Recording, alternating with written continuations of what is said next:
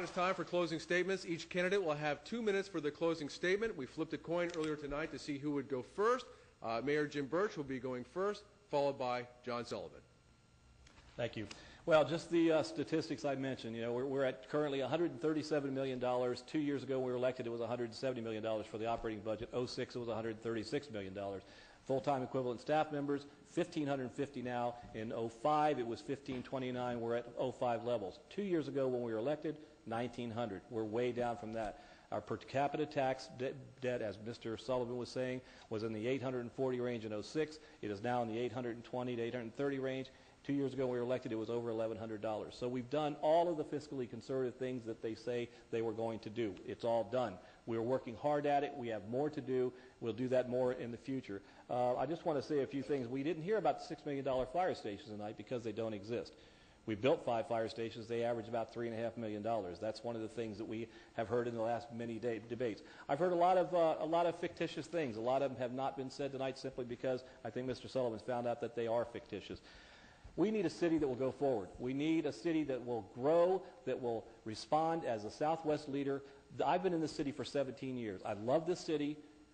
I want to lead this city. I want to make sure that the next 4 years makes this city come out of the malaise that we're in right now. I can't control the economy as it's been in the last 2 years except for to do the things that we have done.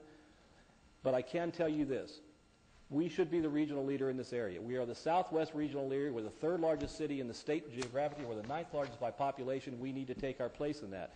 Our people around the region, they all recognize that. They all tell me, I've heard it many times, you guys, if you can get out of your own way and you can improve your self-image and you can get together as a community and quit fighting back and forth, you will be the city that you're supposed to be. That's what I pledge to you, and that's what I'm sure is going to happen. So please, if you will, vote me on November 3rd, Jim Burch. I will help you and lead us into the future growth where this city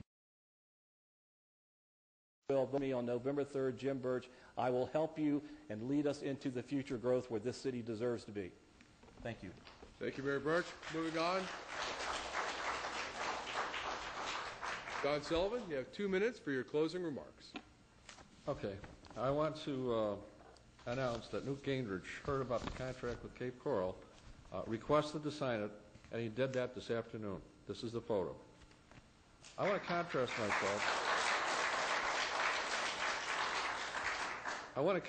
myself with my opponent. I may or may not have time to answer this fire station baloney, but I want to do this contrast first.